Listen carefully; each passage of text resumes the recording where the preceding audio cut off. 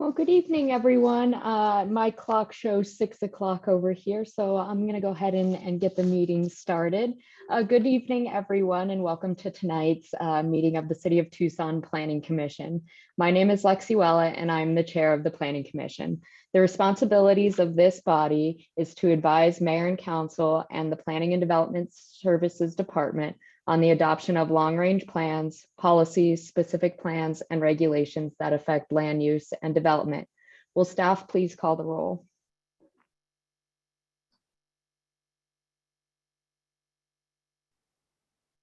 Thank you, Chair Willett. I think we may have a quorum. There's at least 6 people. I'm having a trouble with the list that I have here because it's quite long.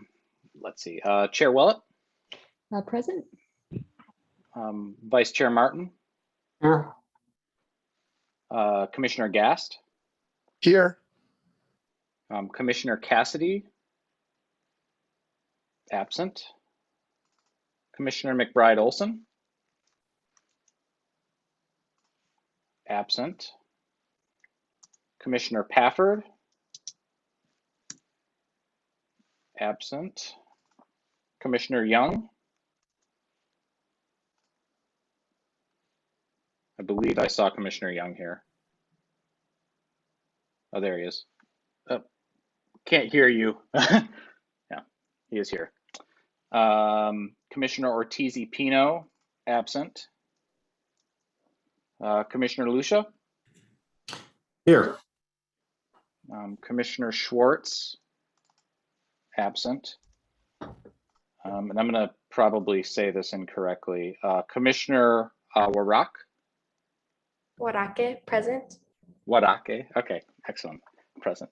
Okay, that is actually, hold on, that's 6 that we have. So I know Commissioner. We'll have to, if you guys want to either wait to see if another commissioner joins, it's entirely up to you guys. You do have the liberty to wait for other commissioners to join. Yes, thank you, Bambi. I know that Commissioner Pafford had confirmed that he would be here. I'm going to give him a quick call and just see where he may be. Okay, sounds great. We'll give it a few minutes here to see if Mr. Bursick can get a hold of another commissioner there. Also, can you all hear me now? I know I was having some mic issues. Okay, thanks.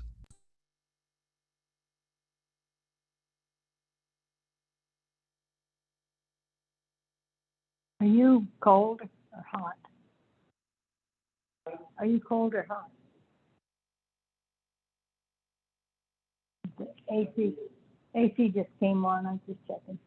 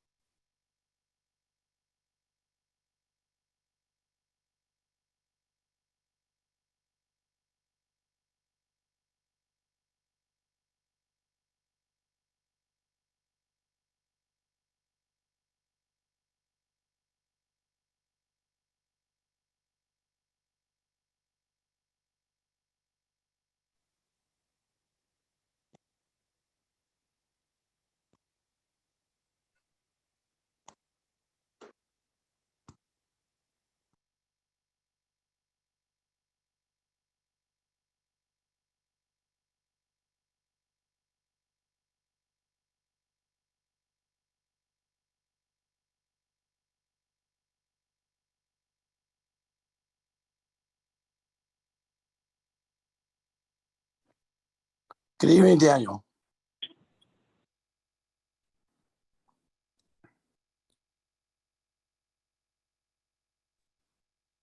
Well, good evening. Just we're waiting on to see if we can get a hold of another commissioner to join the meeting so that we can establish a quorum. So if y'all can just hang on tight for a few more minutes, we'll see if Daniel can get a hold of somebody.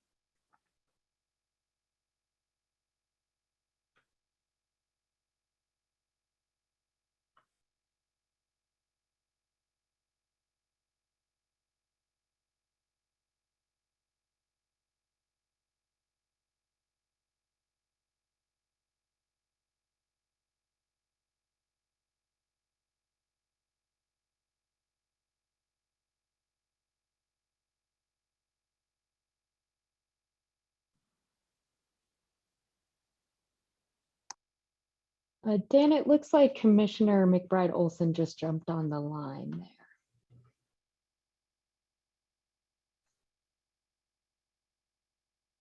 My apologies. I'm Okay. so sorry to be late. Perfect. Okay, cool. That makes a quorum. Thank you, Commissioner McBride Olson. That is excellent. Great, then since we have a quorum, I'd just like to take a moment of personal privilege and welcome Serena to the commission there. We're welcome and pleased to have you join us. Looking forward to working with you.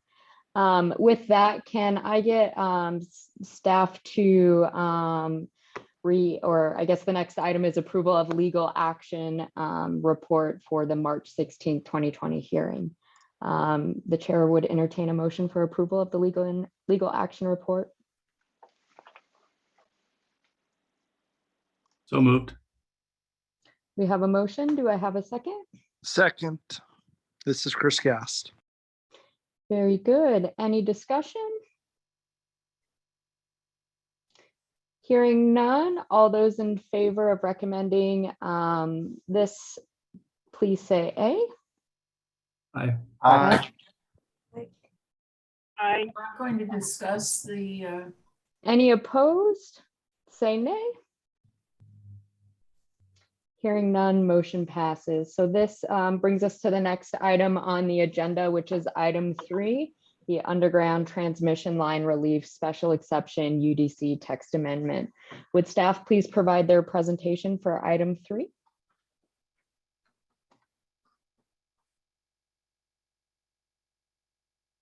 Yep.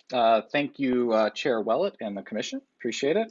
So item number 3 is the underground transmission line relief special exception. This is the review of the proposed text amendment to create a special exception process to provide relief from underground utility requirements in the gateway and scenic corridor zones. This is a public hearing and it is April 6th. So, oops. Moved a little too fast. So to start off, I'm just going to provide a little bit of background kind of on how we got here. So this really all began back in July 19th, actually probably a little bit before that, just related to the undergrounding of the utility lines for the Keno de Moss Petrie line. One thing that had been kind of happening in the city of Tucson that you may not be aware of is the fact that there were these regulations in the gateway and scenic corridor zones required for underground, but review of a lot of the actual transmission lines were being done by Department of Transportation and Department of Transportation. Therefore, it wasn't being reviewed for the zoning portion, which would have been Planning and Development Services. It was discovered that this was going on. This was an issue. So there was a formal determination that was requested of our zoning administrator related to the requirement to underground transmission lines in a gateway corridor zone. On August 25th, 2021, the City of Tucson's zoning administrator issued a zoning administrator determination letter stating that the requirement to underground utilities within a gateway corridor zone, as indicated in the Unified Development Code, Section 5.5.4.B.1.A, apply to the Keno de Moss Petrie 138 kilovolt transmission project line.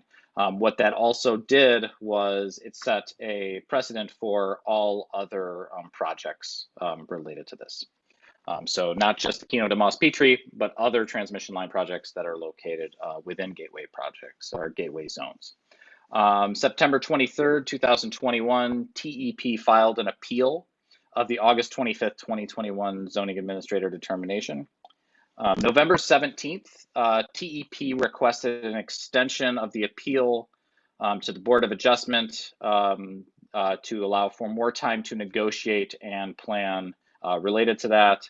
That request from the Board of Adjustment was granted on November 17th, 2021. And then November 23rd, 2021, the mayor and council held an executive session and study session to discuss the zoning administrator determination and the requirement to underground transmission lines along scenic corridor zones and gateway corridor zones. At that study session, the mayor and council directed staff to explore conditions under which the special relief from our existing scenic and gateway corridor requirements. And that's where we're at now. So just to kind of go over the issue related to this in front of you. So the regulations of the scenic corridor zone and the gateway corridor zone currently require all new and replacement utilities to be placed underground. Certain situations where there are physical, archaeological, cultural, or financial reasons make placing utilities underground infeasible, especially in places of existing development. Currently, a zoning variance, and I'll talk a little bit about the zoning variance versus the special exception, through the Board of Adjustment is the only option for relief, to request relief from a scenic corridor zone or gateway corridor zone requirement for underground transmission lines. So currently there is a process for this, is the variance through the Board of Adjustment. And then the proposed zoning examiner special exception procedure and criteria would allow for that similar relief from the scenic and corridor and gateway corridor zones requirements for underground transmission lines, but it would require a public review, an approval process, and then it would have site-specific zoning conditions that could be added, as well as criteria that they must meet. And that's kind of what you have in front of you. So just related to this, kind of to go over the zoning examiner special exception process and what that would mean. So this is the kind of a general overview of it. It includes a mailed notification for a neighborhood meeting for all properties within 400 feet of the project, and all neighborhood associations within 1 mile of a project prior to submittal of that application. The application submittal would detail how the proposal meets all of the requirements of the use-specific standards in the UDC. So in this case, because they would be looking for relief from certain segments where it's particularly difficult, they would have to prove how they meet all those requirements of the use-specific standards in the UDC. Site review for each of those segments too, because that could potentially change per segment. It wouldn't be for the full project, it would be per segment. Staff review of the proposal with recommendation to the zoning examiner. I just unmuted. Oh, and I see people on the right. Can you please, thank you. So staff review of the proposal, and then they provide a recommendation to the zoning examiner. Mailed notice of public hearing sent to all properties within 400 feet of the project and all neighborhood associations within 1 mile of the project. Because it's on my computer, but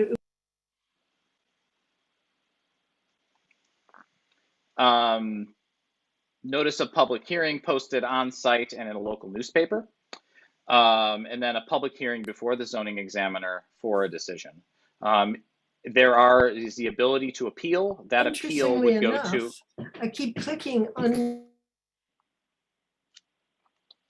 All appeals directed to mayor and council for a final decision would be directed to mayor. I've never had this problem. Ma'am, you can sit can down. you please? Okay. Yeah, thank you. Okay. So the.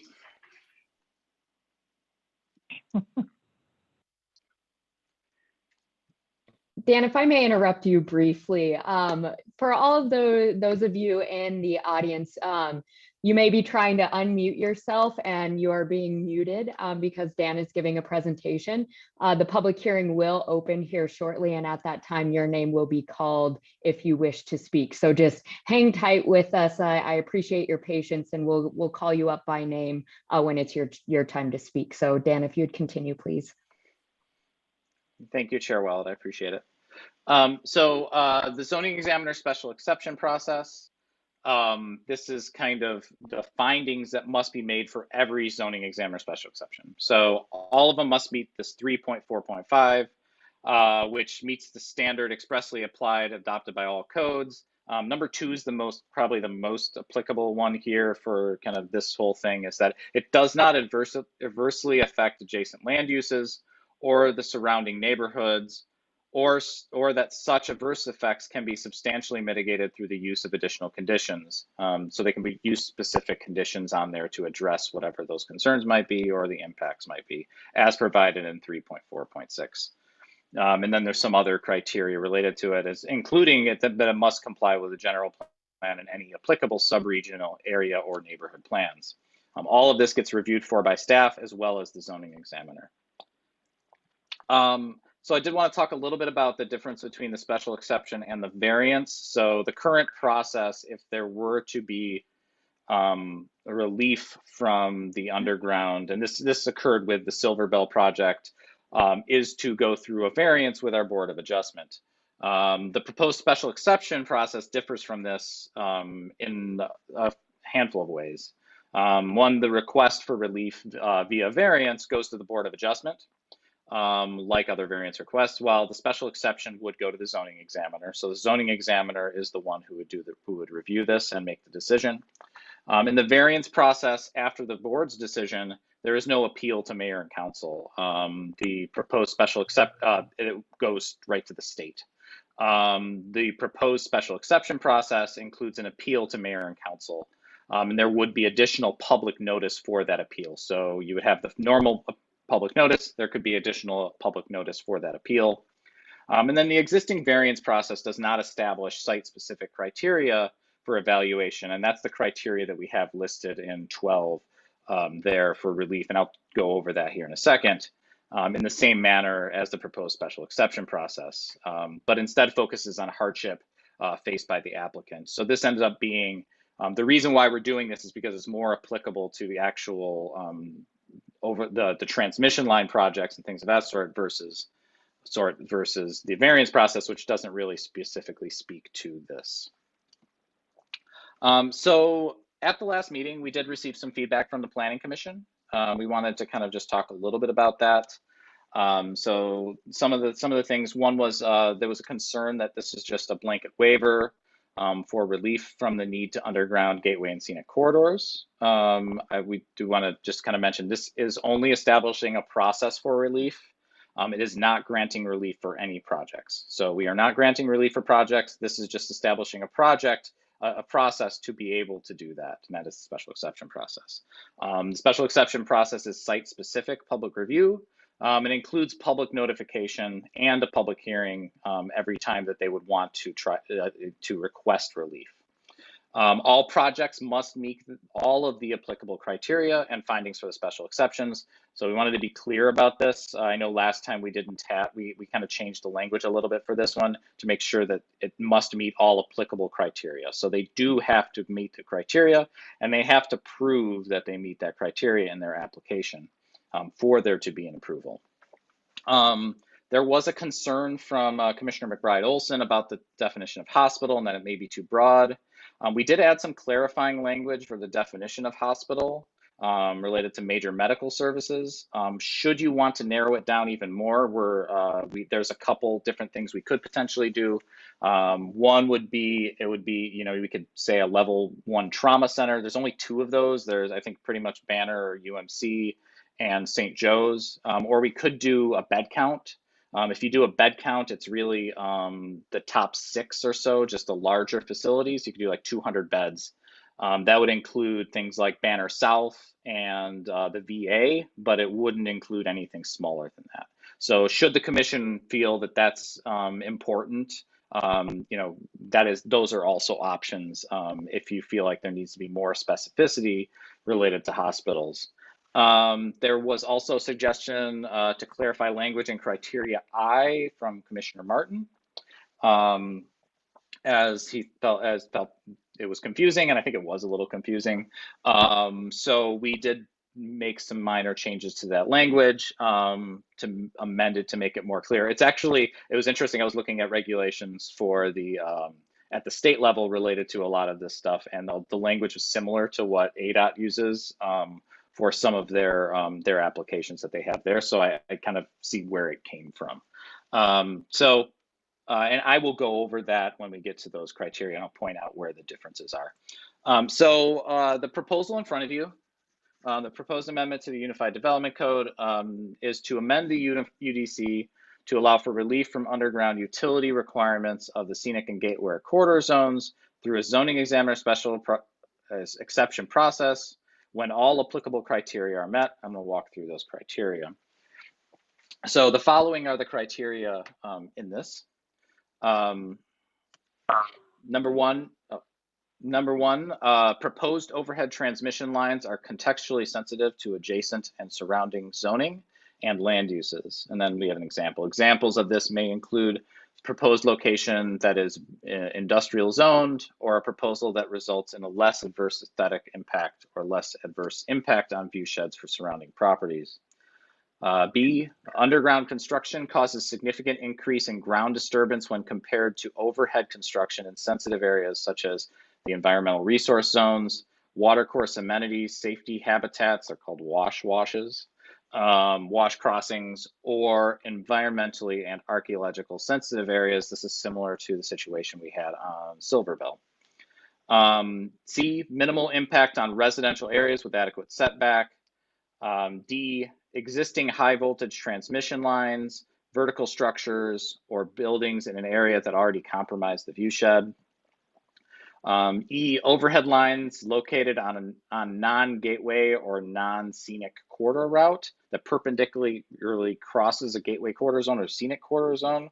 So what ends up happening is that if you have an overhead line and then it crosses a scenic or gateway route, it's required to basically come to the road, go underground, and then pop back up. And it ends up having, in a lot of cases, or most cases, a greater visual impact than if you would just allow for it to continue and cross over. F, repair or upgrade of existing facilities where proposed facilities are similar in size and scale to the existing facilities being repaired or replaced. G, transmission lines are proposed in an area where there is existing presence of railroad, highway, bridge crossings, or in an area where underground installation would interfere and other existing underground utilities. So this is an example that's kind of like Keno, where it crosses over the rail yard, 22nd Street, and Aviation, to where the requirement would be to underground there, where it's physically, I question whether it's even possible, but it's very, very challenging. So it would allow for that situation to potentially to get relief from it. H, proposed transmission lines provide electrical service to critical customers where overhead lines are strongly recommended for specialized operations. Examples include, but are not limited to, provisions to Davis Monthan Air Force Base or other installations for national defense, hospitals, or research facilities. And we did clarify the major medical services for that one. And that's highlighted there. I proposed overhead transmission lines rather than underground transmission lines on a particular route would avoid undesirable aesthetic, viewshed, or other adverse impacts elsewhere. Should the transmission lines be relocated on an alternate route? Again, this is one of many criteria. They still have to meet all the other applicable criteria. J, proposed project in an area where cost to install underground would have disparate impact on low-income residents. So we crossed out this last portion that says satisfaction of the criteria alone is not sufficient for finding the approval, must be, because we had a concern that it kind of that it may insinuate that you don't have to meet some of that there are other ones that could only have to meet potentially one. we wanted to keep it consistent with the rest. It doesn't mean that you can just use that one as your only criteria. You still have to meet all applicable criteria. And then K, a special exception request to relieve the requirement to underground transmission lines that meets the findings established in UDC section 3.4.5 findings, which also meets A, E, and G of the subsection, is deemed to presumptively meet the required findings for approval. This basically just says that it would be on the onus would be more on the zoning examiner or staff to prove that it doesn't necessarily, for that moving forward, it would still require full review and decision from the zoning examiner. So we have received quite a bit of feedback from the public, and we really appreciate you coming out and providing that feedback related to this. Some of the kind of feedback that we have been receiving, one is that it removes the underground requirement of the Gateway Corridor Zone and the Scenic Corridor Zone. The UDC currently has a process to request relief from the underground requirements, and this proposal really does just establish a new public process, full public process, with more appropriate criteria to allow for that relief in appropriate situations, while still meeting the intent of the regulation. So it's not getting rid of it, it's just changing the method of which you could potentially get relief. Concern is just that it's just a blanket waiver. This is similar to what we had heard in the last meeting.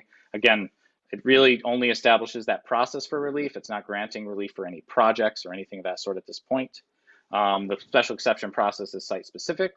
And then all segments must meet, and it's all segments, must meet all of the applicable criteria and findings for the special exceptions of 3.4.5. There should always be a full public review without prejudice of any proposed exception. Every project that would have to be requesting relief would have a full public review. And the proposed special exception process for underground relief includes full public notification and review. And then there's concern about large transmission lines in residential and historic neighborhoods. So currently there are no underground requirements in the UDC for transmission or distribution lines on local streets or non-scenic or gateway routes. This is pretty, we have looked at other municipalities Oro Valley, for instance, does also have a process to allow for relief through a conditional use permit, which is very similar to this process. But we don't have any regulations related to that. This doesn't really apply to those large lines that are going through neighborhoods on local streets. So with that, staff recommends that the Planning Commission approve a motion. With your feedback, we were happy to answer any questions, to recommend the underground transmission line relief special exception UDC text amendment to the City of Tucson Mayor and Council, and we're happy to answer any questions you may have. Thank you. Thank you, Daniel. I appreciate your presentation. If I could now open this up for any questions from the commission related to the information presented by staff. This is the time if we have any questions, fellow commissioners.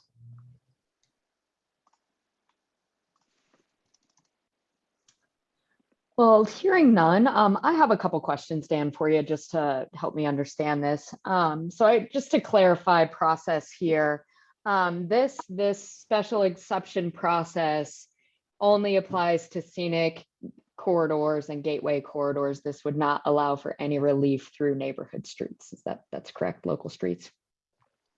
Commissioner Willett, that is correct. Actually, I do want to point one other thing out too, is that there was a little bit of concern kind of as we were looking through this, that the use tables said transmission lines and then underground. And if that's not clear enough, we are amenable to make it more clear that it applies specifically just to gateway and scenic routes as well. But yes, it does only apply to those. Okay, that's perfect. I just wanted to clarify that. And then you mentioned currently there's a process in place, the variance process, that allows for some waiver and relief of the undergrounding requirements. Can you inform the commission what the public outreach process is like for a variance, and kind of discuss that in terms of how it relates to the special exception process? and if there is a difference or not? Yes, of course, Commissioner. Well, actually, it's quite similar.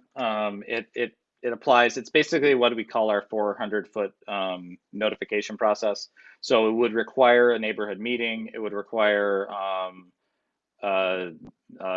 notification to everyone within 400 feet, all the neighborhood associations within a mile. And then it also would have a public hearing similar to this in front of the Board of Adjustment instead of the zoning examiner. The one thing that it wouldn't have is that the appeal for this special exception would have notice as well, while the appeal for the Board of Adjustment would not. So there would be a difference in that. Perfect. Thank you for clarifying that. And then just the last clarifying question I have, if an applicant were to submit for this special exception process, they have to demonstrate conformance with every criteria that is displayed there and not just one or two. That's correct, right? Yeah, it's all the applicable criteria. I mean, it's possible that there are criteria that don't apply to whatever the project is, but they would have to prove that, they would have to show how it doesn't apply to that, essentially. So they would have to go through the criteria one by one and show how they were meeting those criteria. Very good. Thank you. Thank you for clarifying that. If there are no other questions from, I see Commissioner McBride-Olson, your hand just went up. The floor is yours. Yeah, I have a kind of a general question because I'm not familiar with what a zoning examiner's special exception process would look like. So if they were to look for an exception for this transmission line, which goes, it's my understanding, goes completely up a scenic corridor, is it typical that this exception would be granted for the entire project, or is it because there's a public process with negotiating with neighborhoods where they would perhaps, underground it where possible and then go above ground where they absolutely had to? And the reason why I'm asking about this is that, I've been driving on Fort Wall Road and Grant Road and thinking of the specter of those types of transmission lines going up a scenic corridor is pretty upsetting. Yeah, Commissioner McBride-Olson. So they would have to basically show how they meet that criteria for every portion on the corridor. So what they would likely have to do is say, there's this one segment, it has this character, this is how you meet the criteria here. And then they would submit that to the zoning examiner and staff, and we would review it to make sure that that's correct. They would also, then there's probably a different, so like I'm thinking about the segment that I talked about where Keno goes over the rail yard, goes over 22nd, goes over aviation. They would have to, basically go through the criteria and show it for that. That's a completely different situation than the situation once you get further north, like let's say between Broadway and Speedway. And then so when they hit that, when they go to that segment, if they were looking for relief, they would have to go through all the criteria and show how they meet it. I have a feeling, I haven't analyzed this, but it would be challenging to do so in some places, and then other places it makes sense, and that's why the criteria is there. Thank you. Commissioner Martin, your hand is raised. Oh, the special exception with zoning examiners basically like a rezoning hearing is a way to describe it. So for those that aren't familiar with special exceptions, it's basically similar to a rezoning. Is that a good way to describe it? Commissioner Martin, yeah. Commissioner Martin, that is correct. It is similar to a rezoning. A rezoning would require a final decision by mayor and council. But this would be, the final decision would be made by the zoning examiner. There is a mayor and council special exception procedure as well. Should the commission feel that it's better to have it that decision made by mayor and council. Can this can be appealed to the mayor and council though, correct? That is correct. And who can appeal? Any party of record may appeal. Thank you. Okay, are there any other questions from the commission at this time? Well, hearing, Robert, I'm going to open the public hearing and I'll turn it open to the public for questions. So if you could just hang tight. I have a long list and I'm going to get there. But just if you could hold on 1 second, I'll call you up here shortly. So at this time, I would like to open the public hearing to allow members of the public who would like to speak about this item to the commission. Considering the number of speakers we have this evening, there's a 3-minute time limit per speaker, which may be extended at the discretion of the chair. Members of the commission may ask questions of the speakers, but we do ask that each speaker be timely, as we want to make sure everyone in attendance gets an opportunity to speak. So as I mentioned, we have a pretty lengthy list. I have 19 folks who have reached out to Dan and the city suggesting they would like to speak. So I'm going to go through that list first, and then I will turn over to anybody who is on the call. So Robert, just hang tight with me and I'll get to you.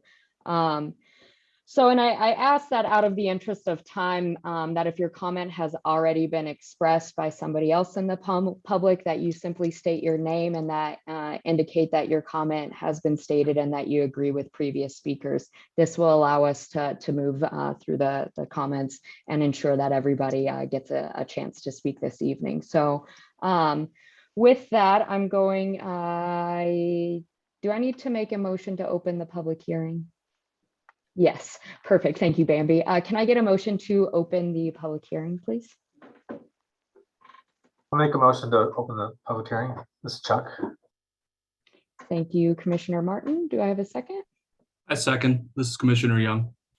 Thank you, Commissioner Young. So at this time, I am going to invite a representative from TEP to speak, as you're the first person listed on the members here. Thank you, Madam Chair. For the record, my name is Stephen Eddy, Manager of Government Relations for Tucson Electric Power. With me as well, I've got Brian Pugh, Senior Environmental and Land Use Planner, as well as Chris Lindsay, Director of Transmission and Distribution Planning. Dan did a fantastic job laying out the text amendment and what's being proposed in front of the commission this evening. Just by way of context, TEP maintains a little more than 2,000 miles of transmission and about 2,500 miles of overhead distribution. Of that is approximately 150 miles within the city of Tucson. The transmission system that TEP operates is really the backbone of energy delivery within our system, which links substations and other facilities and allows energy to move freely within our service territory and outside our service territory. And so the code amendment that is being discussed tonight is addressing specifically transmission and relief for any transmission line that may be cited within local scenic and gateway ordinances or gateway routes. I think it is noteworthy to just remind the commission that TEP takes significant effort to plan and be mindful of how we site our facilities within our service territory to deliver energy to our customers. One of those processes is the CEC application that is governed by the state. And with this additional criteria or this special exception process that's again being discussed this evening would provide another public venue for how those transmission lines are sited within the city of Tucson and if there's impact to scenic and gateway ordinances. I'll leave it to Brian if he has any other comments, or Chris, but we'd be happy to answer any questions that commissioners may have. And again, we'll be here throughout the evening. Just a couple of commissioners evening. I just want to go back and again, staff did a thorough report, but talk about kind of the committed, the current permitted uses and the proposed requirements that we're going to look at, that you're looking at for the approval. And as you know, per the code, overhead transmission lines are permitted in every zoning district except in that scenic and gateway corridor. Dan staff went through where the process is, where we requested the determination from the zoning administrator. That conclusion, which remains, under further review, is still there, but it suggested that future projects, we would then end up going to that same process for in scenic and gateway corridors. So the proposed requirements, as the applicant, the text amendment pertains specifically to transmission lines. And with that, per the amendment to the section, the 4.8 permitted uses, within scenic and gateway corridors, overhead transmission lines are permitted in all zoning districts with a special exception. And of course, with the final decision for the text amendment, when it's arrived at, TP would then go through and evaluate all those proposed use specific standards, as staff mentioned, see how they may apply to the proposed transmission line project in a scenic gateway to allow an overhead versus an underground solution. And how TP would demonstrate that is initiate that special exception process. And then with that, presenting that application with our analysis, we'd take that to the public at the neighborhood meeting, city staff, and the zoning examiner, and indicate how a transmission line can get relief from the undergrounding requirement by applying the applicable use standards that staff mentioned and they're in front of you. Great, thank you, Mr. Eddy and Mr. Pugh. Does any of the members of the commission have any questions for the representatives from TEP? Perfect. Well, I don't have any questions for either of you. Thank you so much for joining us this evening and making your comments. I appreciate it. Next on the list, I have Denise Garland. Are you on the phone, Ms. Garland? Yes, I'm here. Very good. The floor is yours. Great. I'm Denise Garland, the president of the Gates Pass Area Neighborhood Association. We represent about 240 members on the west side of Tucson and Pima County. The Gates Pass Area Neighborhood Association strongly opposes making these relief amendments that will actually give credence to TEP's excuses for not undergrounding utilities or having a plan to, in the future, to underground utilities, and will really create more loopholes in the ordinance. This is 2022, and the city and county should have a long-term plan to work with TEP to underground utilities. Our members have a special relationship with the land and the wildlife in the Tucson area. Tourists and brand new residents we meet all the time from around the world flock here to experience that special relationship for themselves. They spend money in hotels, they eat in restaurants, spend money at restaurants, they live, work, and play here. And TEP's practice of installing or replacing old-fashioned, unreliable, and frankly, ugly giant utility poles along scenic and gateway corridors is quickly negatively impacting our pristine landscape. Every other utility company in our state and throughout the country is undergrounding utilities to address increasing future problems. San Diego has been committed to undergrounding poles and wires off city streets since the early 1970s. The Phoenix, Metro Phoenix cities have created cost-sharing arrangements between residents, city, county, and utility companies. The Infrastructure Investment and Jobs Act focuses on undergrounding transmission lines because there is a significant fire risk to not underground utilities. Between fire fuel, the buffalo grass we have, the powerful monsoons only getting more powerful, and many times traffic accidents where they're taking out utility poles, cars are taking out utility poles. Our members really need to know they have reliable power for things such as life-saving medical equipment to keep working and medication to stay cold. The Gates Pass Area Neighborhood Association opposes underground transmission line relief, special exemption use DC text amendments. We cannot commit to more poles and wires, especially in our protected scenic and gateway corridors. And also can't agree with impacting your zoning staff, who's already very, very minimal, and now we're going to have an even more of a responsibility. The county will likely follow suit and adopt the amendments that you make today. We've seen that happen over and over again. That said, the city leaders and planning commission need to act and enforce the current ordinances that relate to undergrounding utilities. Thank you.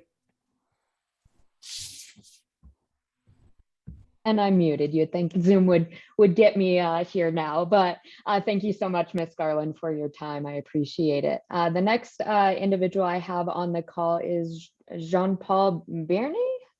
Are you on the line?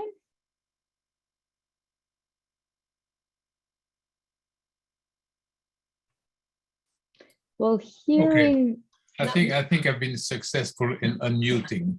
You sure are. There you are. The floor is yours. So my name is Dr. Jean-Paul Bierne.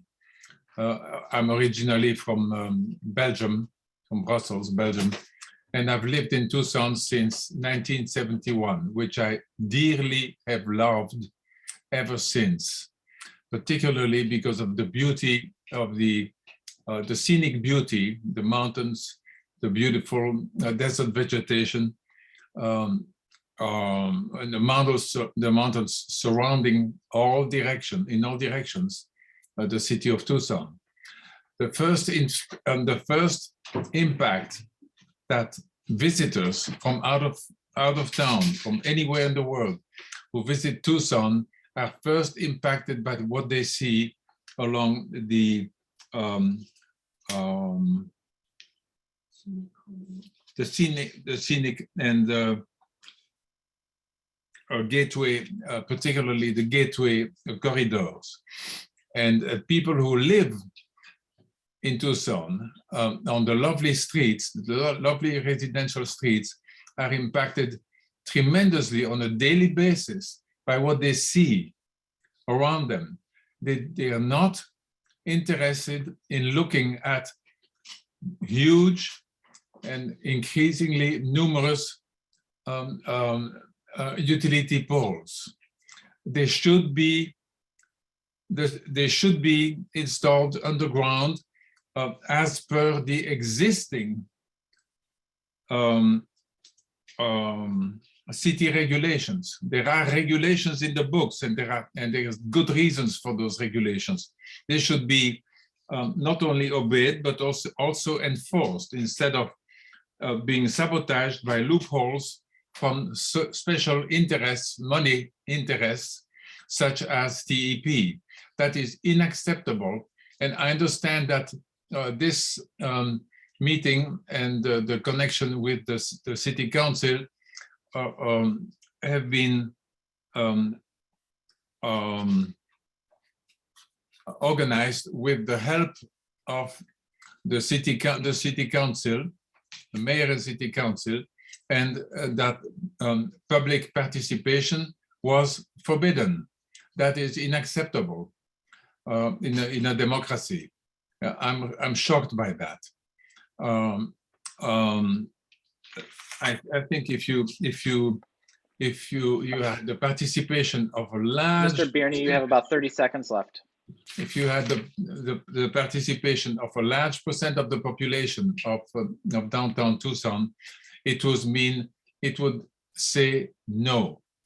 Everything should be, all the utilities should be underground, like they are in many parts nowadays of Phoenix or other areas in California, like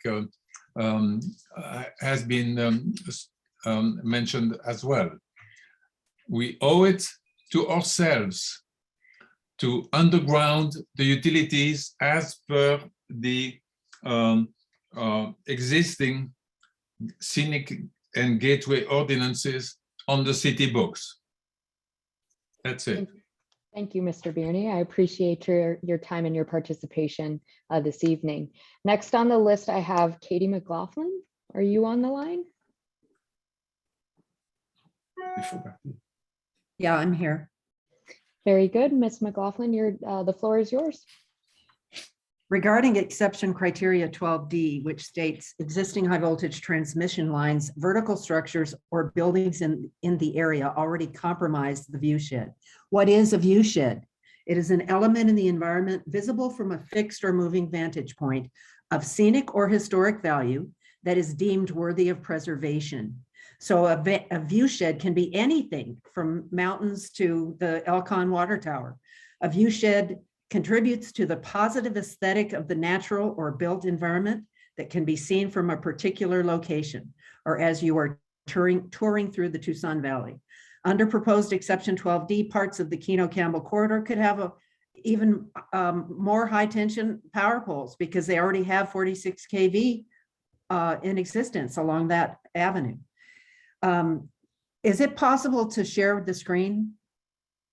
We have prepared some illustrations. I'm asking. Yeah, sorry, Kathy. Give me 2 seconds. I'll give you the ability to do so, okay? If I can find it. Okay. Sorry to take up the time. No problem. Go right ahead. Do we just say okay? It says disabled. Oh, it says it's. Is it still disabled? Yeah. Hold on 1 second. Let me see Okay. if now try. See if that works. There you go. Perfect. We can see.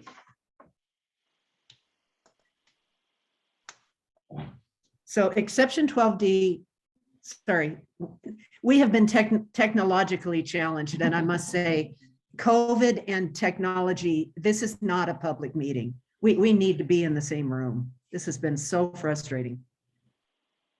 Exception 12D suggests that any existing tall building structures or other power poles have already compromised the view. So more tall, ugly, massive rusted poles should be acceptable. Absolutely not true. Tall structures can be interesting and engaging and help frame a view shed. They don't automatically spoil the environment because of their height.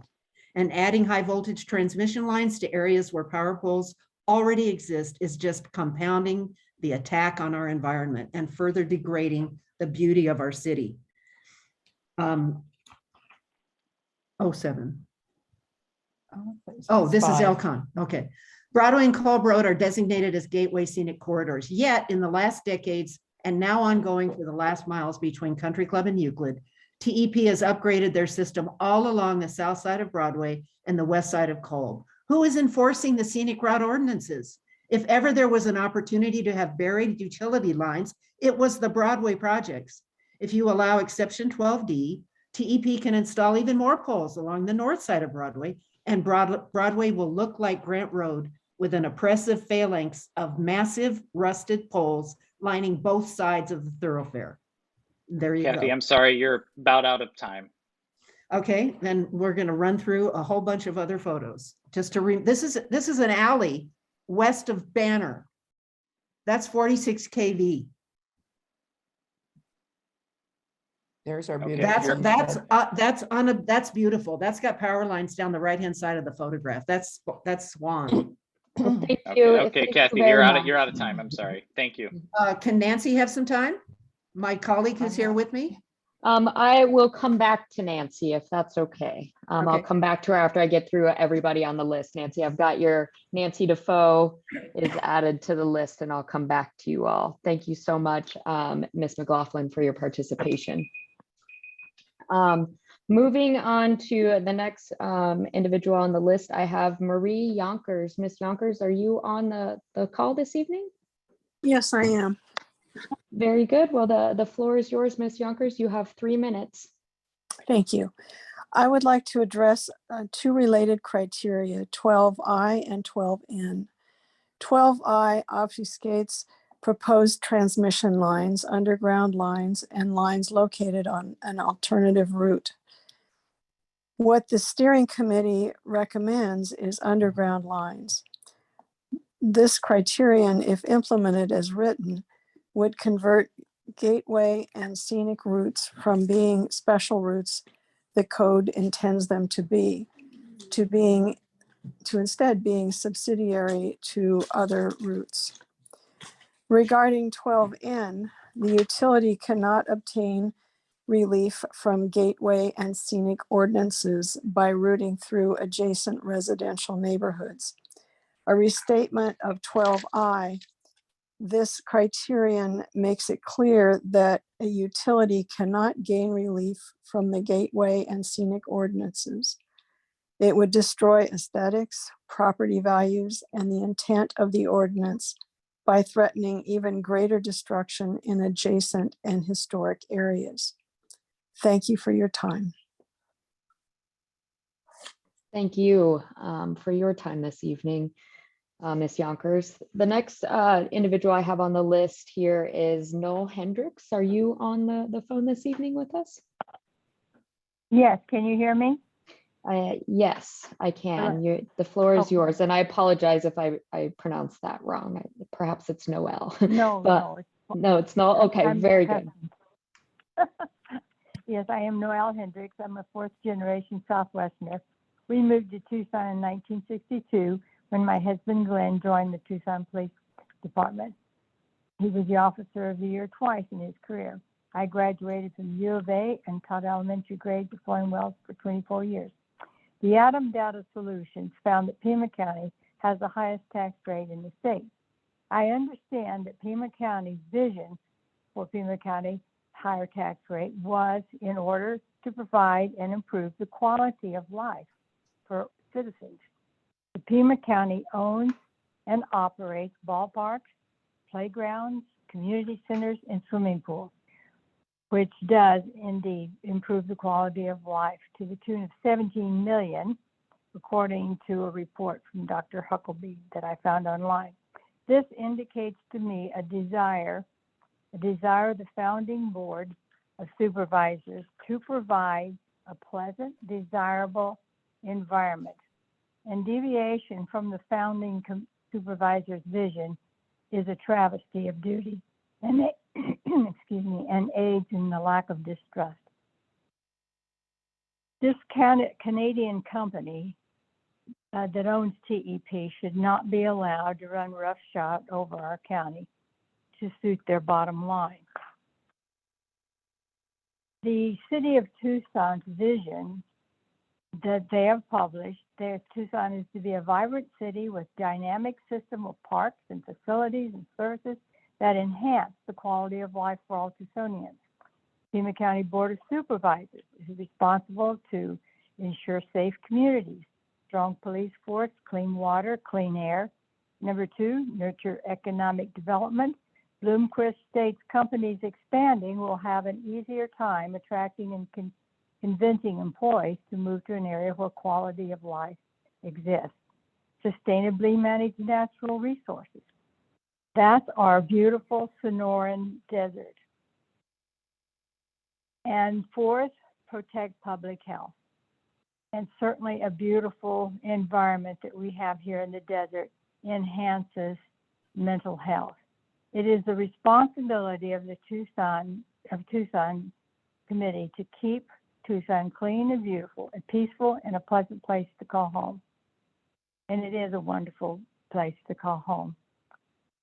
Underground utilities are congruent with the vision of the Pima County. And I don't know if anybody remembers when Speedway was voted the ugliest town in the States because of all the power poles.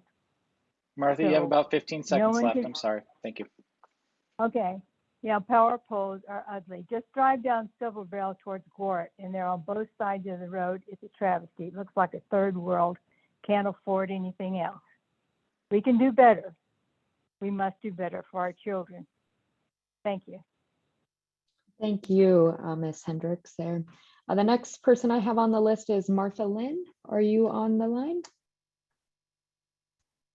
I am. Very good. Actually, The floor is yours. You have 3 minutes. okay. I've seen the map of proposed transmission lines, and this is a project, not an upgrade. It's basically redoing the electric power for all of Greater Tucson. It's far more extensive than an upgrade. I agree with the people who spoke before me about the extreme significance of the Sonoran Desert. Our identity is melded into this desert in Tucson. It's one of a kind. And my fear is that the utilities exception, that if there's already existing power lines there, then they're not doing anything more to make it more ugly, but they are. We take all our visitors there. Our entire tourism industry is based on the Sonoran. The power lines will devalue the view everywhere because they will be almost everywhere, according to that map. Desert photography will be changed forever, handcuffed by wires and poles. Considering all the visitors we get, short-term and snowbirds, you have a serious drawback to tourism and Tucson's economy. Consider putting these lines above ground. I fear will desiccate our undergrounding law. Everyone else agrees to underground their lines. And the objections this company is asking for appear to me to be not reasons, but simply excuses. Of course, there are going to be archaeological artifacts along the way. They're going to be all over the place, and other utilities do deal with these. TEP knows the rules, and they have no reason to complain about it, what you do when you run across artifacts. They say it's harder to find a repair need underground. Again, the other utilities have instruments to check for repairs needed, and they do so on a schedule. So, you know, there are many exceptions they have asked for, and I believe they do not stand up to our laws. Our laws are clear, and they're there for very good reasons. Above grounding increases fire hazard as these poles spark, it flare. In the desert, About 30 seconds left, Martha. Sorry to interrupt. Thank you. More repairs as lines are exposed to sun, monsoon, lightning, and high winds. Thousands of people will suffer property devaluation. Accepting these piecemeal excuses they have to are asking for to underground undermines our law, period. They will be applying these excuses to every mile they line. The law will end up so full of loopholes, it will no longer apply. It will just be desiccated, dust in our law books. And that is my fear.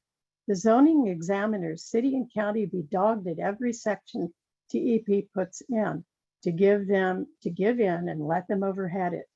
That's a tremendous unfair burden to place on that job. So I am asking you, our planning commission, representing Tucson, to not recommend abandoning our underground laws. Thank you. Thank you, Martha, for coming out this evening. I appreciate it. Next on the list, I have Yvonne Renicky. Are you on the line? Yes, I am. Thank you. You have 3 minutes. The floor is yours. All right. Can you hear me? Yeah.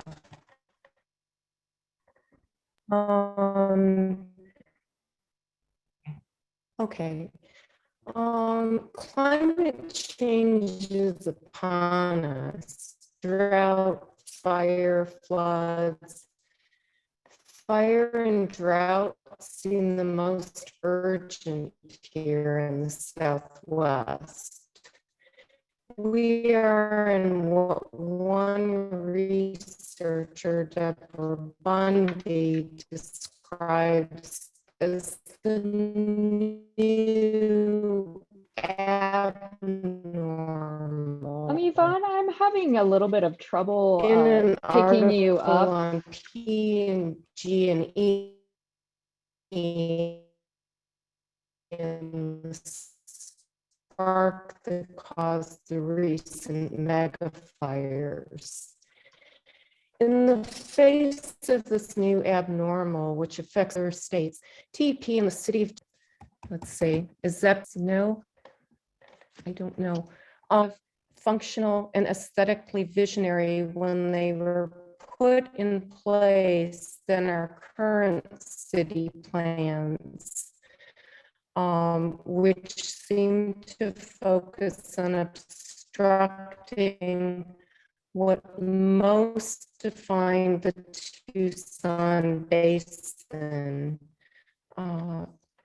And what was cited as a city value, the 360 mountain degree mount, as do the long-term benefits outs.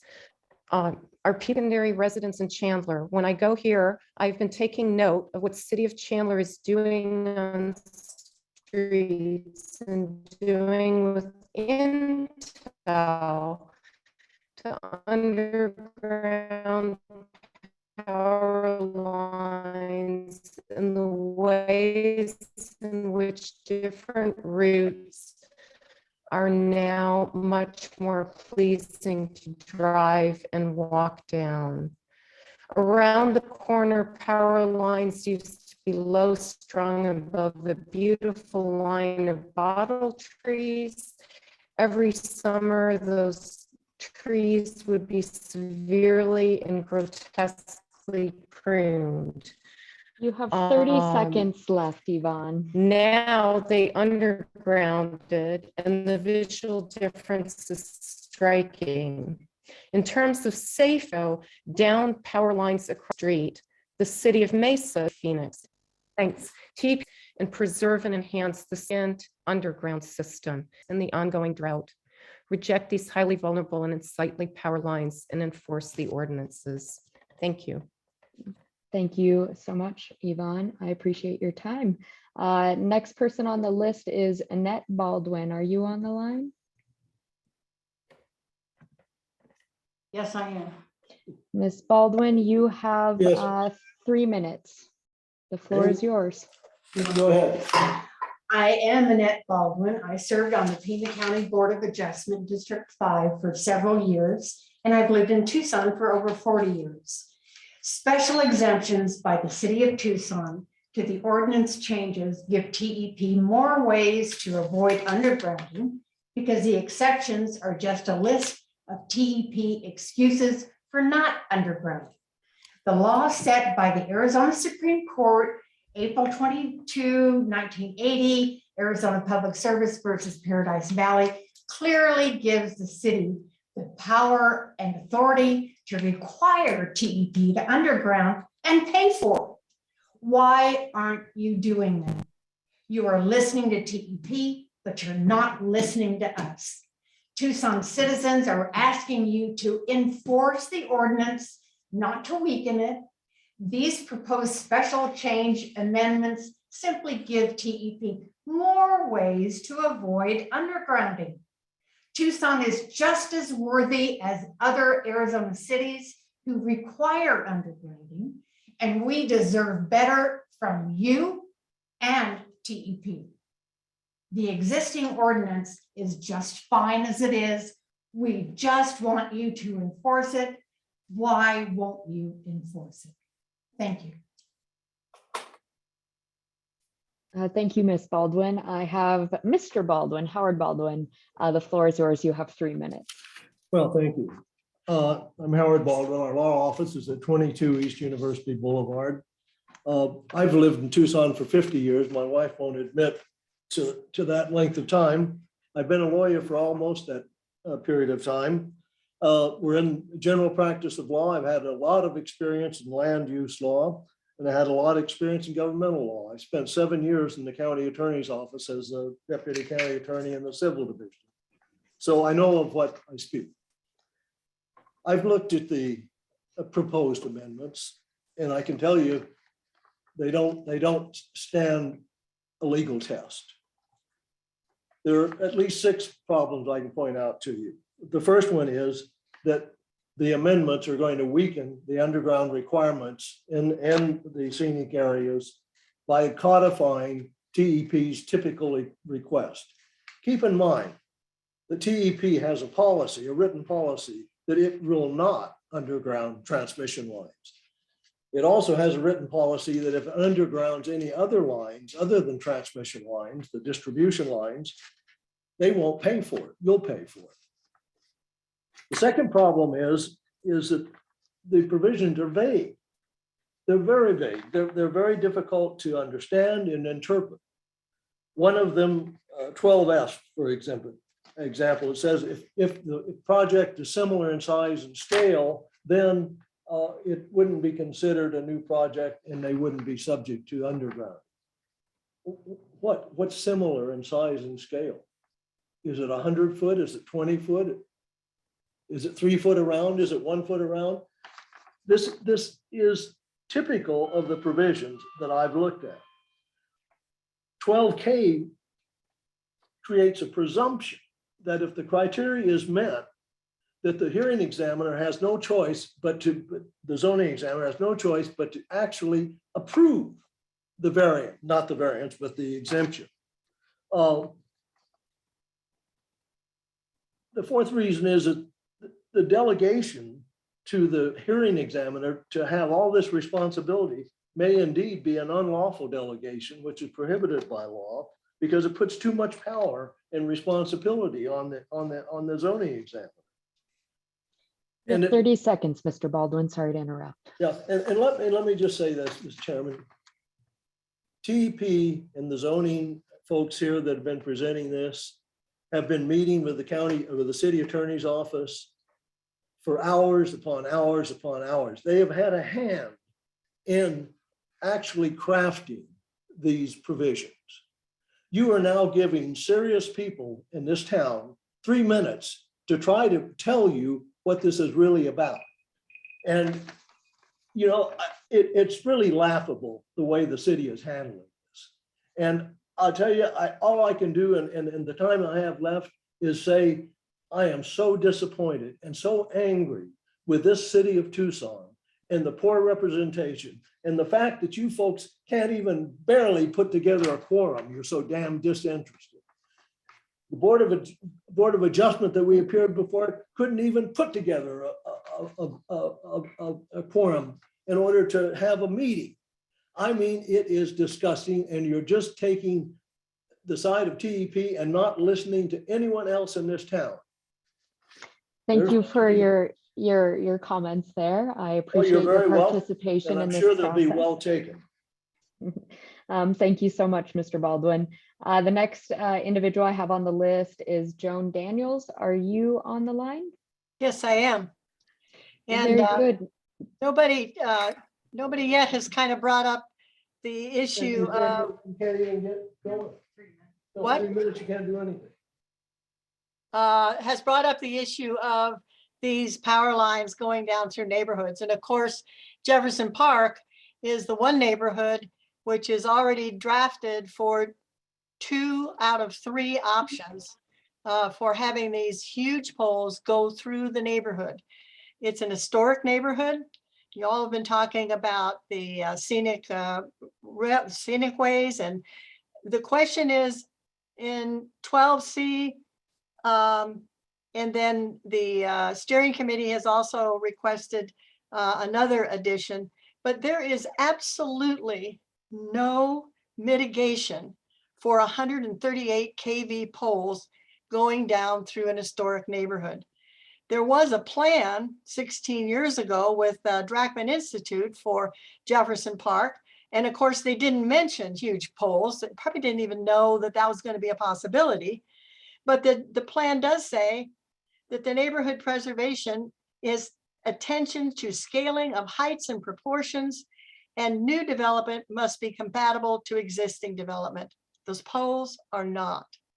The second thing is, and I won't belabor folks with this because I wrote it and talked about how many hours people spent, but then I spent a bunch of time today looking at how many years we have spent trying to improve this inner city neighborhood. And there were huge investments in money and time in order to get the historic nomination, where we had to pay $36,000 to retire the debt. Hours and hours for preserving a school that was going to be taken down.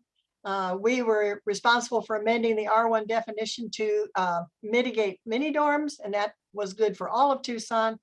We lobbied for R1 zoning on the Grant Road project to allow for green space. We wrote grants to improve Park Avenue, get sidewalks, all of this to improve an inner city historic neighborhood. And for that to be ignored and the possibility for these poles to go down through the neighborhood is just awful. And I certainly hope that you won't let it happen. And that's it. Thank you there, Ms. Daniels. The next on the list is Colleen Nichols.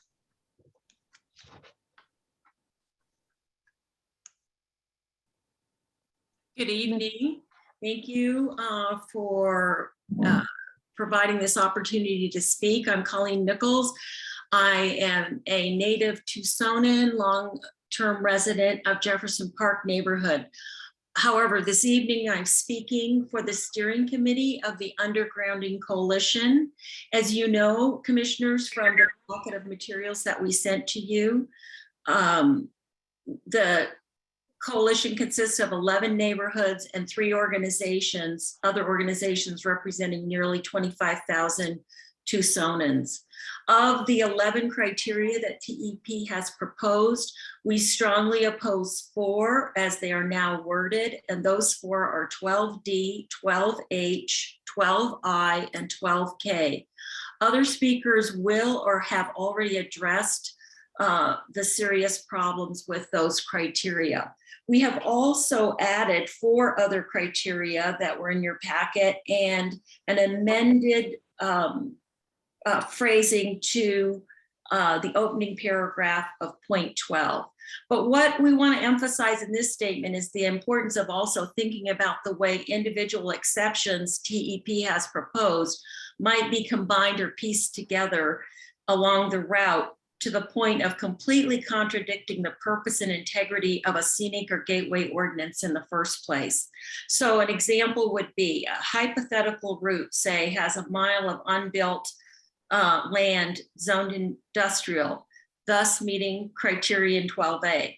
Next to it, 1,000-foot railroad overpass, meeting criterion 12G, then a half mile going along a 500-foot park or wide park with a neighborhood bordering that, likely meeting criterion 12C. And finally, a 1.5 mile section where overgrounding on an alternative route would create an undesirable aesthetic or other effect, meeting criterion 12I.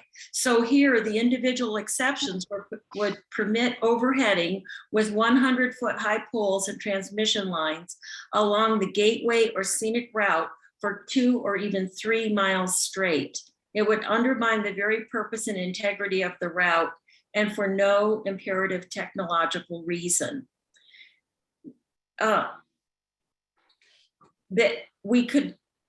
It would not be possible to deny any of the individual exceptions, and we could easily multiply the examples unless there was a criterion stating that any exception or combination of exceptions must be consistent with the overall purpose and integrity of a gateway or scenic route.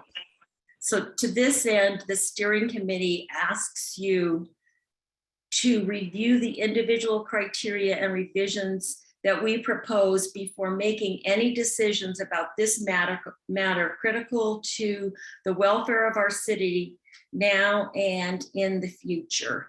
Thank you. Thank you, Ms. Nichols. I appreciate you joining us this evening. Next on the list, I have Jim Head. Are you on the line? Yes, I am. Very good, Mr. Head. You have 3 minutes. The floor is yours. Okay, thank you, and good evening, commissioners and residents of Tucson who have called in tonight to participate in this our continuing experiment in self-government. So my name is Jim Head. I've lived in this town for over 30 years, mostly in the university area. And first point, I do want to acknowledge the efforts that TEP is making to provide assured access to electrical power. It's America in the 21st century, and we should not have brownouts and blackouts. I am deeply concerned and dismayed about the solution that has been offered to use tall poles high power transmission lines through established gateway ordinances. Gateway routes. These gateway routes were, I'd point out, were chosen by the city government after much deliberation and for purposes that several speakers have already articulated, that the natural beauty of Tucson is a resource that needs to be preserved, and that by preserving it, we not only preserve our quality of life, but we also promote appropriate economic development and vibrancy to the city. I will focus on the proposed exception criteria that talks about allowing overheading where overheading is, quote, strongly recommended for specialized operations. And the list is military bases, hospitals, research facilities, etc. I've not seen an indication of why these specialized operations would require the lines to go overhead as opposed to underground. The TEP has acknowledged that their planned substation on the north side of Banner, UMC, will fully accommodate undergrounding. I'm quite concerned about lumping together a military base with a hospital and a research facility like the University of Arizona. Hospitals and the university are, despite all their vibrancy and activities, they're fairly quiet and bucolic sometimes, and they're referred to as campuses. Davis-Monthan, as much as we support their mission, is never referred to as a campus. Unlike the university or a hospital, they have jet aircraft, explosives, rocket motors, and other items like that. I'm also concerned of what does et cetera mean in that context. We have very different objects in that list, and then it's followed by et cetera. And sorry to interrupt, that sounds, Mr. Head, you have 15 seconds left. Yep. So this, as written, this seems very overly broad, and will be rife. As a recipe for conflict and delay going forward. Our recommendation is that this one be rewritten ab initio. Thank you. Thank you, Mr. Head, for joining us this evening. I appreciate your time. Next on the list is Mary Durham Phillipson. Are you on the line? Yes, I am. Can you hear me? I most certainly can. You have 3 minutes. The floor is yours. Thank you.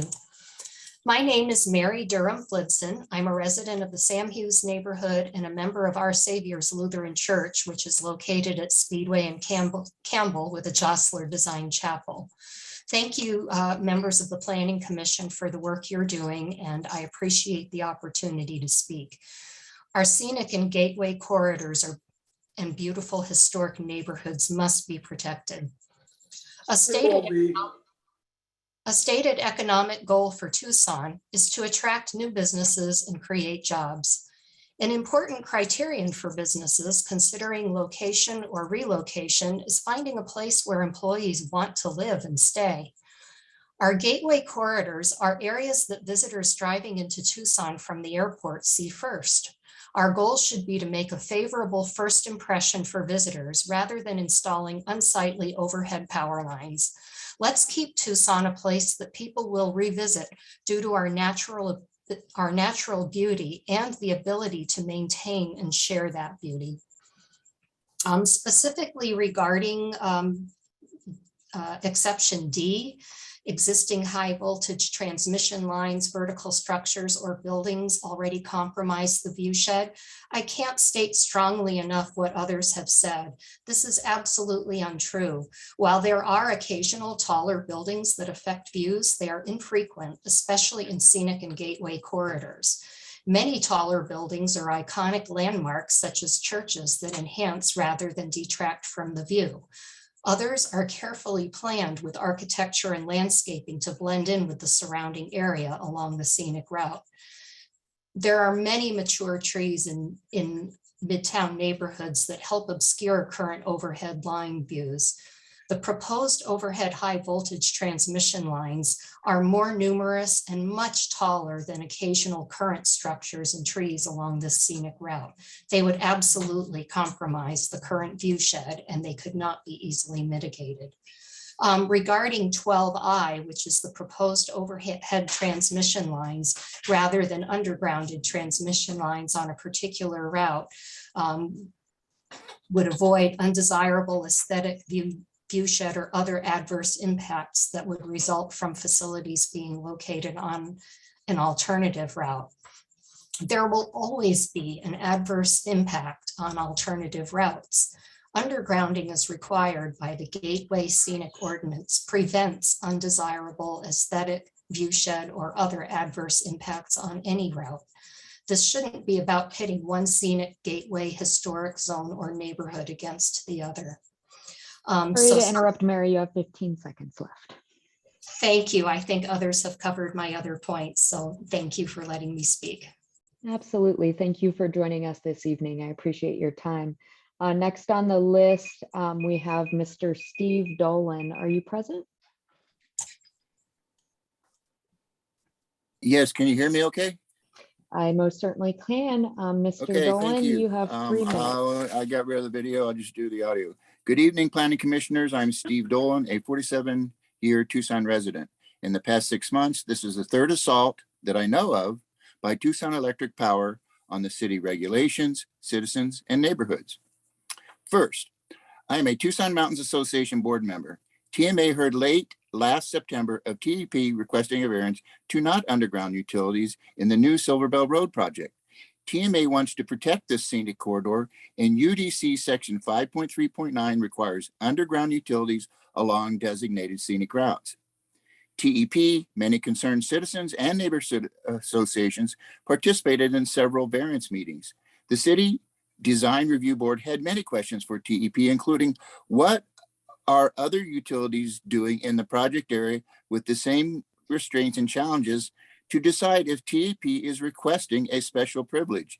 TEP used an archaeology excuse for not undergrounding at Silver Bell Road. Protecting cultural resources is important everywhere, but archaeological investigations are done prior to construction and do not stop projects. 3 other utilities have been working underground in and along Silver Bell Road for several months, as the Design Review Board asked TEP in October. During a November Board of Adjustment hearing for the Silver Bell Scenic Corridor variance, a TEP lawyer said they would extend the Keno Gateway variance to not comply and rather to modify the undergrounding requirements in the UDC text amendment that is before and in front of you today. The Board of Adjustment granted the variance to TEP to not underground utilities at Silver Bell for 3 reasons, in my opinion: the archaeology excuse, intimidation by TEP, and conflict of interest by some decision makers affiliated with TEP and RTA, who is funding Silver Bell Road. Second assault. Last week, TEP requested a variance to not comply with floodplain regulations by reducing the erosion hazard setback along the Santa Cruz River for a new electric substation. The real purpose of TEP variance requests is cost. TEP does not want to pay for undergrounding utilities, and they do not want to pay for bank protection to stop erosion along the Santa Cruz River.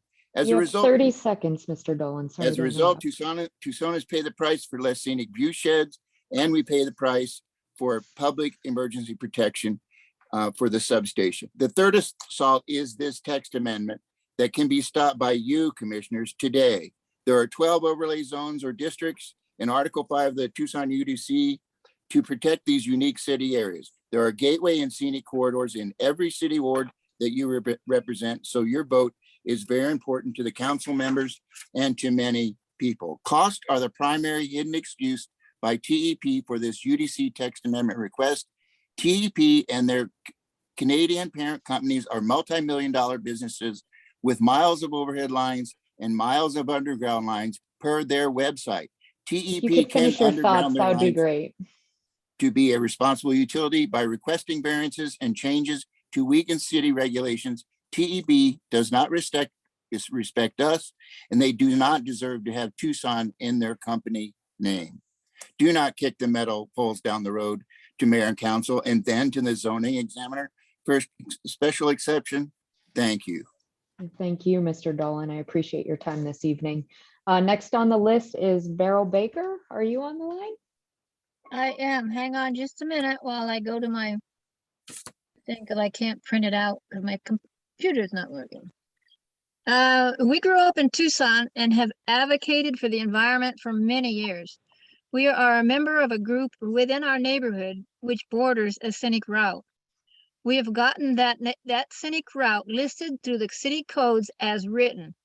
We object to having the codes watered down away from their original intent. We also object to a non-local company writing our city codes. A foreign company should not be allowed to rewrite city codes to suit their needs or wants. TEP knew the codes from the first. Other utilities have followed the codes for undergrounding on scenic and gateway routes. TEP, a foreign company, should not be allowed to be an exception. Please do not accept the proposed amendments to the UDC underground transmission line codes that would allow special exemptions that goes against the intent of the scenic and gateway city codes. Thank you. Thank you very much, Mrs. Baker. Next on the list is Vidas Sakalas. Are you on the line? Yes, yes, I'm here. You have 3 minutes. The floor is yours. Thank you very much. Everyone who has spoken has raised very, very valid and important points, and I agree with all of them.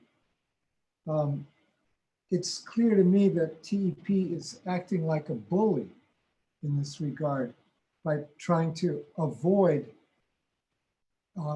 complying with the laws and regulations that have been put in place for very good reasons. So I think it's very important that the commission, the planning commission, really take this very seriously, what every speaker has said thus far, and not to give in to purely commercial blackmail from TEP. And as other people have pointed out, it's not even a local company to begin with, and they're trying to rewrite our laws.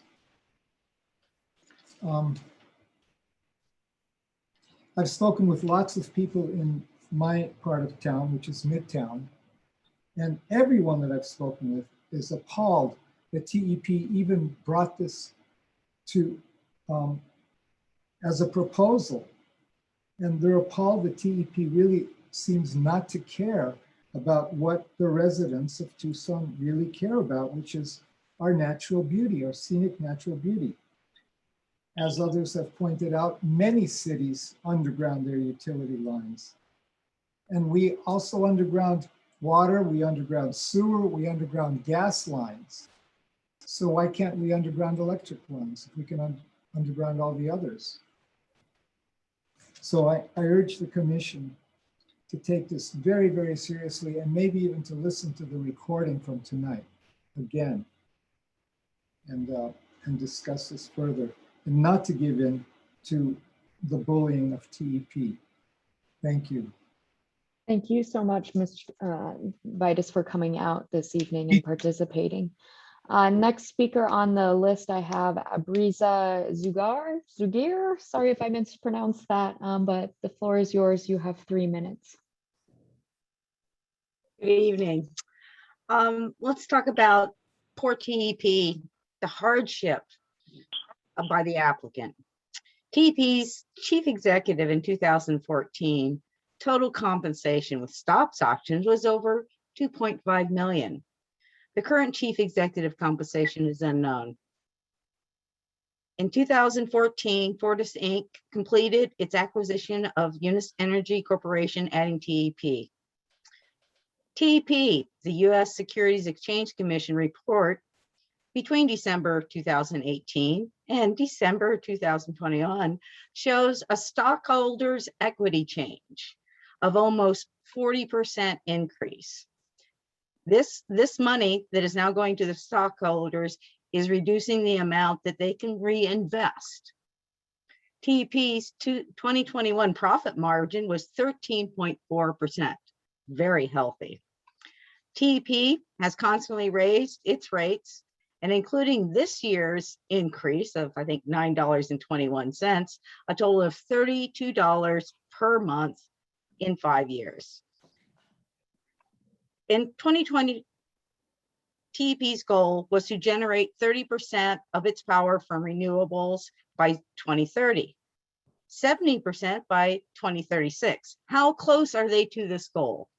How much of the money they are saving by not undergrounding transmission lines will be used for renewable energy?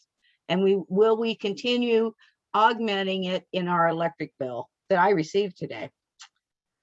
When Fortis purchased TEP in 2014, were they unaware of the undergrounding ordinance required along our scenic corridor, gateway corridor, and overlay zones, which are in place to protect the unique visual setting and promote its economic well-being? Or was it their plan just to wait, apply pressure in the form of poor me, an economic scenario, by threatening or challenging this city's ordinance in the future if they do not acquiesce now? TEP is indicative of the lobbying forces that are at play today in Tucson to find workarounds or change the UDCs for self-serving and financial profit. This is not in the best interest of us, the citizens of Tucson, or our businesses. Thank you for your attention tonight.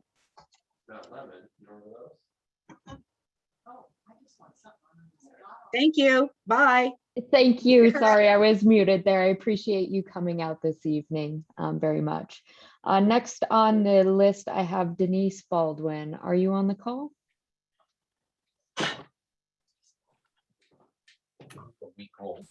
Yes, can you hear me? Oh, I'll leave it. Yes, can you hear me? Yes, Ms. Baldwin, I can hear you. You have 3 minutes. The floor is all yours. Great, thank you. Hi, I'm Denise Baldwin, a city resident, vice president of Tucson Mountains Association, established in 1934. TMA represents the interests of thousands of residents throughout the entire Tucson Mountains and supporters. Our members and supporters are concerned that Tucson undergrounding policy is failing and ruining the aesthetic in the scenic and gateway corridors. The proposed process will only ensure more TEP poles and wires are installed and sends a message that these ordinances are meaningless. This proposed text amendment appears today as the result of closed backroom collaborations with city staff and TEP. TMA and our member attorney tried numerous times to join the discussions as advocates for our members and supporters to protect the scenic and gateway corridors. We were told discussions were just between TEP and the city. This exclusionary practice must stop. Tucsonans want their interests protected. The city is undermining important ordinances that Tucson values. The city has authority to control their easements and enforce scenic and gateway undergrounding through their respective ordinances. In 1980, the Arizona Supreme Court provided that any local government could make a utility put its wires underground if utility wanted to use their easements, and that the local government could make the utility pay for it. If TEP wants to use these easements, they must abide by city restrictions and the city must enforce the ordinances. The special exception process interferes with the enforcement of the ordinances and is a ruse of public involvement in lieu of actual enforcement. The members and supporters are concerned this is an inappropriate solution. The current process is exchanged for a murky process that gives one person extraordinary power. Granting such power to the zoning examiner as a single person is dangerous. Such responsibility to the zoning examiner places extraordinary pressure on one person and appears to be an unlawful delegation of authority. TMA is concerned that this proposed text amendment threatens enforcement of the scenic and gateway ordinances as well as access to appeal for the little guy. The proposed codifications of TEP's excuses are unnecessary. The loss of undergrounding in the scenic route is of particular harm to the aesthetic and protection of the natural areas of the Tucson Mountains. And for what gain?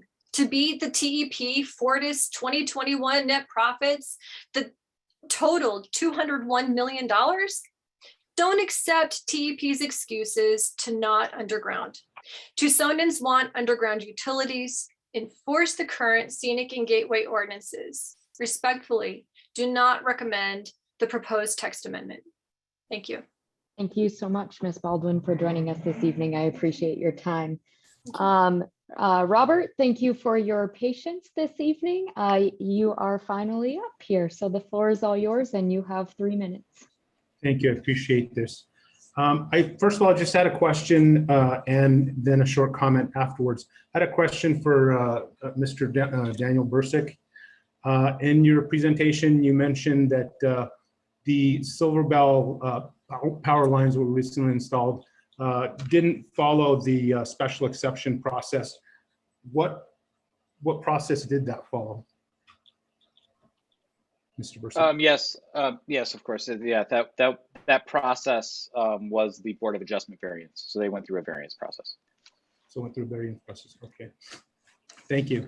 The comment that I wanted to make in terms of the hearing tonight, it's regarding the special exception, the intent of the new proposed land use type of special exception to provide a public review process in certain circumstances where there's financial reasons to make utilities underground and feasible. I mean, we're talking about TEP here. I mean, the fact that we've had people before us already answer this question and look at this question, gateway routes and corridors. They've been previously protected. Our community leaders have looked at this and solved this already. And really, I guess I look to you, commissioners, for your leadership. At the end of the day, leadership isn't a rank for you to achieve. It's a responsibility for you to protect the community. And, you know, just looking back to where you decided to go into public service and what the reasons were. I mean, this is really one of those times that you're going to come up against. You know, and I just ask that you look at that, you reflected in that, as those people previous to you did when they granted these corridors. Leaders plant trees whose shade they know they'll never sit in. And you need to look at that, please. I yield my time. Thank you. Thank you, Robert, for your patience again and participating. I appreciate it. Next, I have Nancy Defoe. If you're still on the line, the floor is all yours. All right. I'm ceding to Kathy my time because I need to show some pictures if you would allow the screen sharing. Can you hear me? Okay, you should be all set. Okay. Should be mirroring.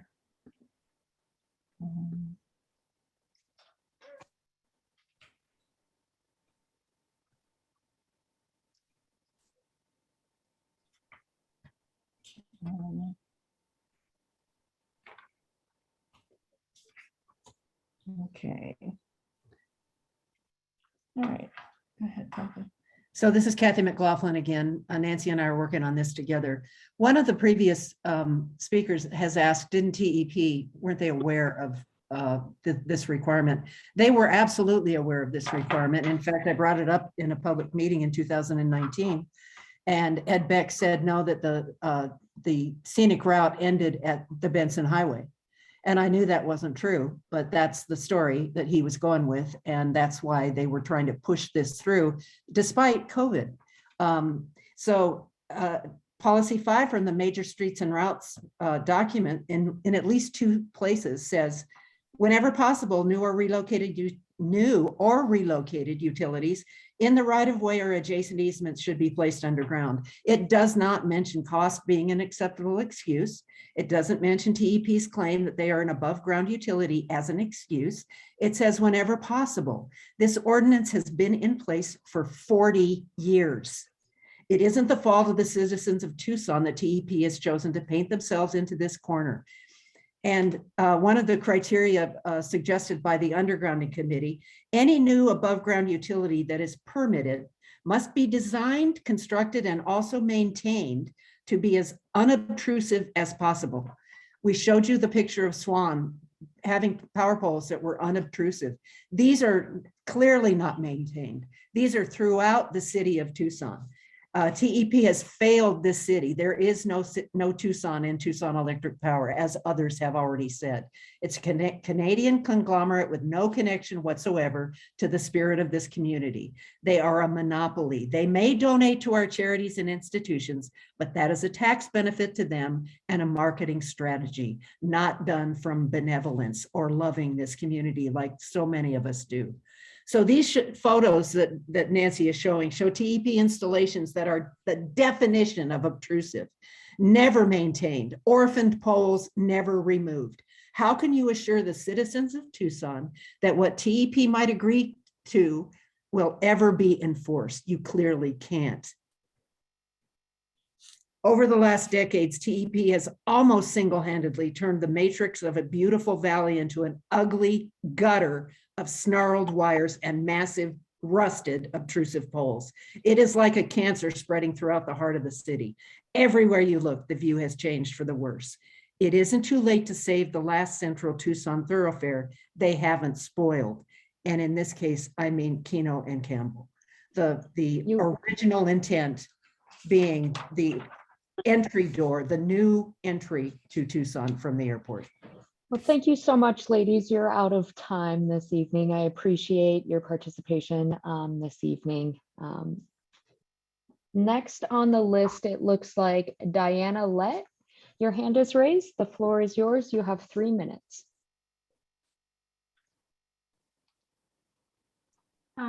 Commissioners, thank you for letting me speak.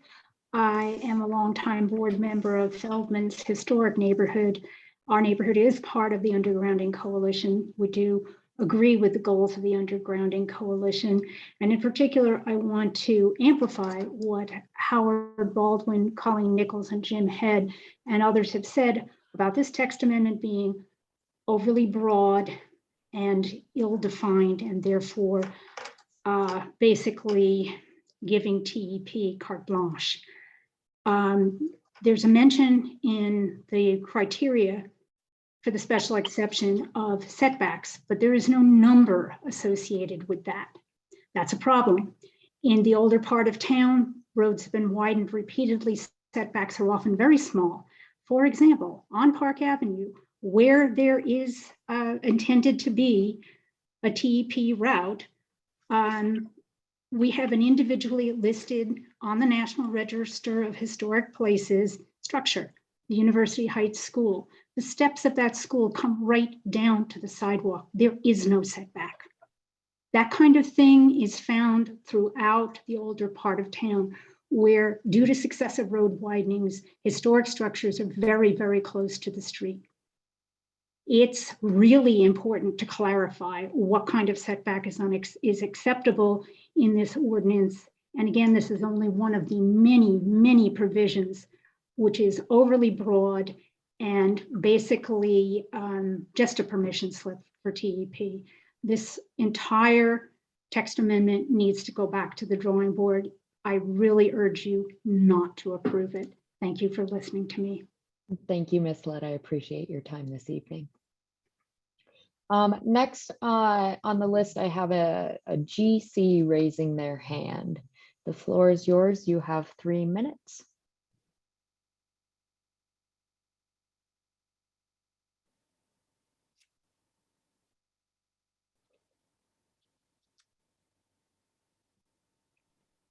Is there a GC on the line here?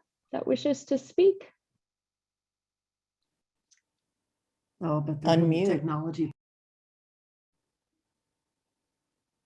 Well, we'll go ahead and hang on and we'll skip to the next hand. And I'm recognizing a familiar name. So if you've already spoken this evening, your opportunity has since passed, unless that's something we're able to listen in on. But as I understand it, it's a one-time process there. Is that correct, Dan?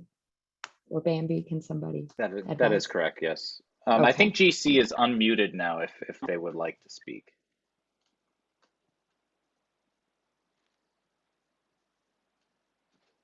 Or not.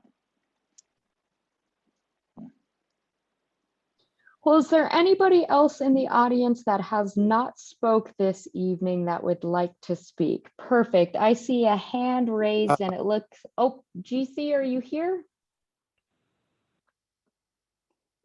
No, but I am interested in speaking, and I thought I had put my name on the list, but I guess it didn't make it. Well, what's your name? My name is William Craig. Well, you have not spoken this evening, Mr. Craig. The floor is yours for 3 minutes, and then we'll come back to GC here. And then I see somebody with their hand up. We'll come to you next. I see you. Okay. So, Mr. Craig, the floor is yours. You have 3 minutes. Thank you. Let us be clear. The city needs utilities and businesses need profits. However, neither side should be in the position to disrespect the needs of the other. At this point, we have seen TEP taking a very nice profit from servicing the people of Tucson. Unfortunately, the lack of understanding shown by TEP for the needs of the city have become quite evident. Asking to circumvent a full and complete public review through a special exemption, calling for above grounding in areas obviously within the gateway ordinance and scenic corridors, and not providing the city's planners and officials the option to hear potential adverse impacts of above grounding smacks of deception. Public hearings should never be pushed aside as they were with the 5G tower emplacements. This is too important an issue to blow by it as if it had no real consequences. Show respect for the city, which feeds your employees and provides profits for your stockholders. We need to be in this together to make a better, more desirable Tucson. Thank you very much. Thank you, Mr. Craig, for your time this evening. I appreciate it. GC, did you figure out your microphone over here? Are you on the line?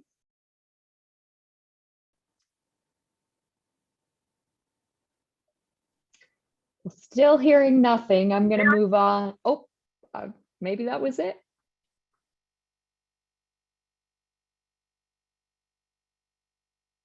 Nope, still hearing nothing. I'm going to move on to the name on the screen is Peterson is the last name. I'm not sure if that's you raising your hand, ma'am, but you have 3 minutes. The floor is yours to speak.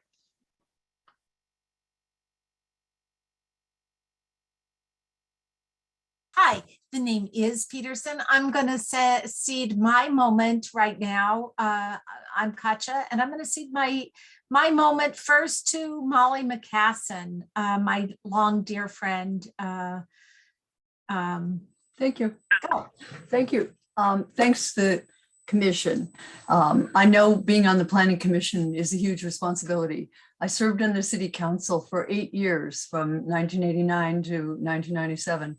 And we really depend on the planning commission now more than ever because our planning department has been pretty much diminished to almost nothing. So I don't have a lot to say. I 100% support the Undergrounding Coalition, the West Side Gateway Coalition, Tucson Mountain Neighborhood Association, Feldman's, and all the other folks who have turned out tonight to raise their voices over something that is so serious for our future. It will impact us enormously.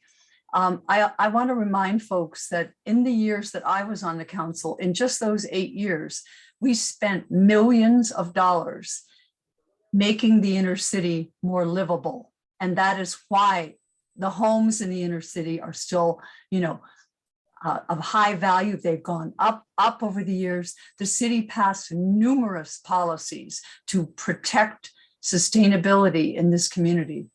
And this kind of action to take an ordinance that's been in place for many years, that everyone has known about, that people have planned their businesses and their homes and their, how they spend their money around, and to simply gut it is, I frankly don't understand why we're here tonight. And I'm sorry we're here tonight, but we are. And this won't be the last time that people come out for this, because the impact is going to be huge on the inner city. You'll basically create a corridor that's has some kind of sterility on it. People's property values fall. The beauty of life in the inner city goes down. And why would you live in the inner city then? Why wouldn't you just move out? Move somewhere out into the county, and the city will pay for that in every single way. So anyway, those are my points. I appreciate so much your serious consideration of this tonight. I hope that you will send a negative to the mayor and council that this is basically a special exception for TEP to do an end run around the community.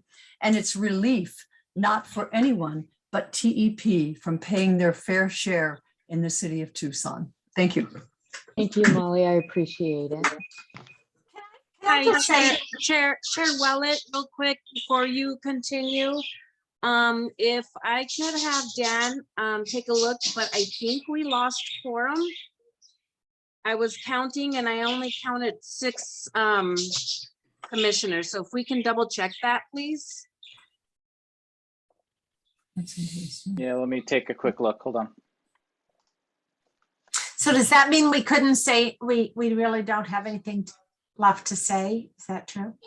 Yes, if we lost quorum, then we have to stop the meeting. 1,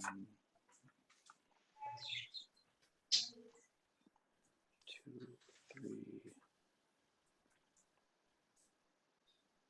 4.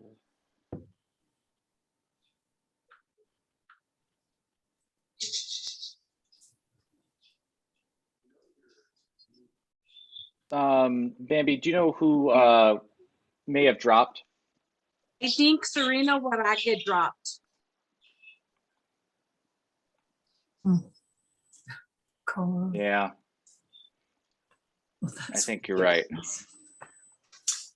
Oh, there she lost. It's very, very sad that this is something that all of us come here to talk about and so at this time, since we do not have a quorum, we are going to have to stop the meeting and continue it, and all discussion will have to cease.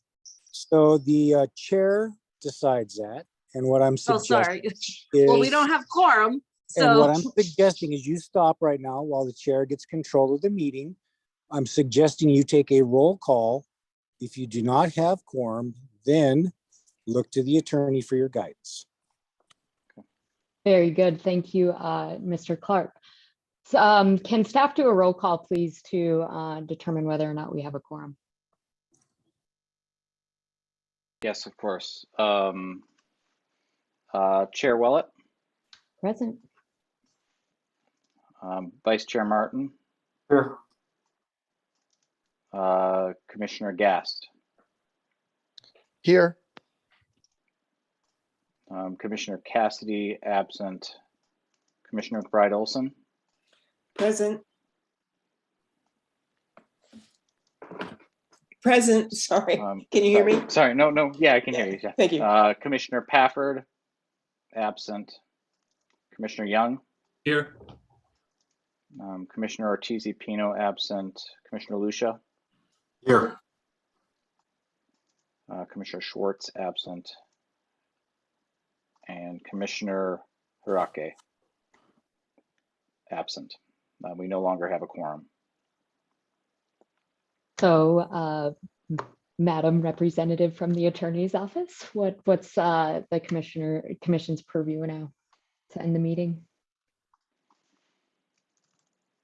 Yeah, hi, this is Piri Glinsky from the City Attorney's Office. I'm in agreement with the representative from the clerk's office, the open meeting law requires that quorum be maintained throughout the duration of the meeting. And if we have lost quorum and are unable to reestablish it, then under state law, we cannot continue the meeting. Okay, well, with that, I guess we have to adjourn.